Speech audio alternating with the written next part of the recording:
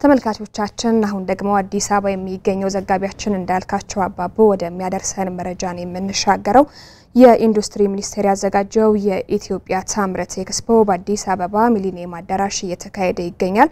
ግብዓቶች ለአምራች ኢንዱስትሪዎች በበቂ ሁኔታ መድረስ እንዲችሉም እየተሰራ ነው ተብሏል።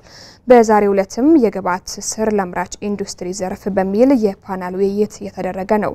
በመድረኩ ኢንዱስትሪዎች በሙሉ አቅማቸው ለማምራት በርካታ ችግሮች እንዳሉባቸው የተነሳ ሲሆን በሚመለከታቸው ተቋማት እየተሰራበት መሆኑን ተመላክቷል። እንዳልካቸው አባቡ ሁነቱን ጭብጥ ሊነግረን በቀጥታ መስመራችን ላይ ነው የሚገኘው። እንዳልካቸው እንደምን ውለሃል? ያሉ መረጃዎችን ማድረስ ትችላለህ?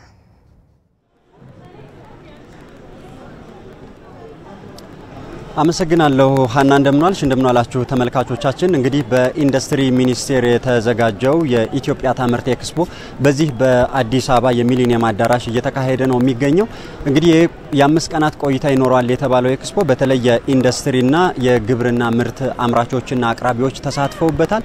ሰሞኑንም እንግዲህ በተለያዩ የዜና ሰዓታቶቻችን ለመሸፈን እንደሞከር ነው በተለይ በዚህ በርካቶች በአቅርቦቱም በሸመታውም እየተሳተፉበት የሚገኝ ኤክስፖ ነው። የተለያዩ የፓናል ውይይቶች እንግዲህ በዚህ እየተደረጉ ነው የሚገኘው። በዛሬው ዕለትም በተለይ የግብዓት ትስስር ለአምራች ኢንዱስትሪ ዘርፉ በሚል የተለያዩ አካላት የተሳተፉበት የፓናል ውይይት እየተካሄደ ነው የሚገኘው። በፓናል ውይይቱ ላይ እንግዲህ በተለይ ከገበያ ከምርትና ከአምራች ኢንዱስትሪውን ከማገናኘትና ከግብዓት ምርቶች ጋር በተያያዘ ምን አይነት ችግሮች ናቸው ያሉት፣ በተለይ ተቋማት በሙሉ አቅማቸው ማምረት እንዲችሉ ምን አይነት ችግሮች ናቸው እየገጠሟቸው ያሉት፣ እንዳያመርቱ ያደረጓቸው ምክንያቶች ምንድናቸው የሚል በበላይነት የተነሳው ሐሳብ ነው። ከዚህ አኳያ እንግዲህ የኢፌድሪ የንግድ ሚኒስትር ዴኤታው አቶ ሐሰን ሐሳብ ሰጥተዋል። በተለይ በዚህ ላይ አቅሞችን የማጠናከር በተለይ ደግሞ የአምራች ኢንዱስትሪው ሙሉ አቅሙን ተጠቅሞ እንዲያመርት የማድረግ ስራው ላይ ከታች ያለው አርሶ አደሩ ላይ ጀምረን የህብረት ስራ ተቋማትን ማህበራትን የማጠናከርና በገበያ ሰንሰለት ውስጥ የሚኖሩ ያልተገቡ ሂደቶችን የማስተካከል ስራዎችና እንደነዚህ አይነት በተለይ ኢትዮጵያ ታምርትን የመሳሰሉ አዳዲስ አሰራሮችን ይዘን እንደ ሀገር የተፈጠሩ በተለይ ከውጭ የራሺያና ዩክሬን ጦርነት የሀገር ውስጡ የኛም ሀገር ጦርነት የኮሮና ቫይረስና ሌሎችም ያዳከሙት ኢኮኖሚ ያለ እነዚህን ከማሻሻል አኳያ በተለይ በእነዚህ የደከመው ኢኮኖሚ ይጠነክር ዘንድ የተለያዩ ስራዎችን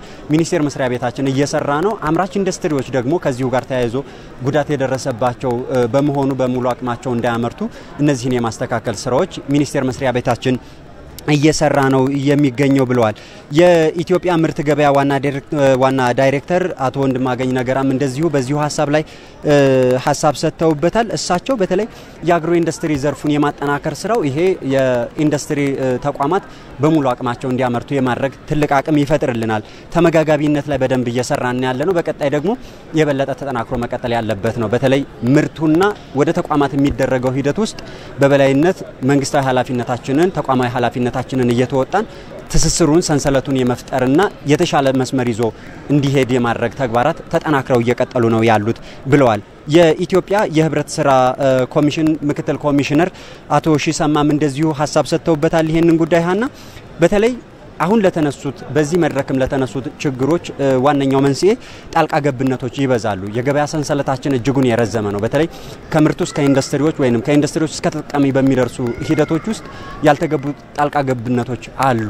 የዋጋ ትመና ሂደቶች ለአምራቾች ሳይሆን በተለይ ላልተገቡ ነጋዴዎች የሆኑበት ሁኔታዎች ይታያሉና በተለይ የንግድ ሰንሰለታችን የመርዘሙ ሂደት ለነዚህ ችግሮች አንዱ ነው። ምርቶች ለተጠቃሚው በአግባቡ እንዳይደርሱ፣ ግብአቶች ለፋብሪካዎች ለኢንዱስትሪዎች በአግባቡ እንዳይደርሱ የማድረጉ ሂደት ላይ እነዚህ ተጽዕኖ አላቸው። እነዚህን ሰንሰለቶች ሂደታቸውን የማሳጠር ከአምራች ወደ ፋብሪካዎች ከፋብሪካዎች ወደ ተጠቃሚዎች የሚደረገው የግብይት ሰንሰለት ባጭሩ መሄድ እንዲችል የተለያዩ ስራዎች እንዲሰሩ እያደረግን ነው። በተለይ ህብረት ስራ ማህበራት በየአካባቢው ብዙ ማህበረሰብ የሚሳተፍባቸው የህብረት ስራ ተቋማቶቻችን ናቸው። እነዚህ በአግባቡ ማህበረሰባችንም ተቋማቶቻችንም ተገቢውን ስራ መስራት እንዲችሉ እነዚህን አጠናክረን እየሰራን ነው ብለዋል። እንግዲህ ጠቅለል ባለው የመድረኩ ሐሳብ ምንድነው የተነሳው? በተለይ ቀድሜ ያነሳዋቸው የዓለም አቀፍና የነዚህ በጂኦፖለቲክስ ውስጥ የምናነሳቸው የሀገር ውስጥ ችግሮች አሉ። እነሱ ያዳከሙት ኢኮኖሚ ጠንክሮ ተቋማቶቻችን በሙሉ አቅማቸው መስራት እንዲችሉ ማህበረሰባችን የሚገባውን ምርት በሚገባው ዋጋ ማግኘት እንዲችል እነዚህ ስራዎች እየተሰሩ ነው። በተለይ ደግሞ የዚህን የግብርና ምርቱን የማጠናከር አምራቹ ከተቋማት ጋር ከፋብሪካዎች ጋር ትስስር እንዲኖረው ቀጥተኛ ትስስር እንዲኖረውና የተመረቱ ምርቶች ደግሞ መሃል ላይ ደላሎች ሳይበዙባቸው ወደ ተጠቃሚ ማድረስ እንዲቻል የተለያዩ ስራዎች እየተሰሩባቸው መሆኑ በዚህ መድረክ ተነስቷል። ሀና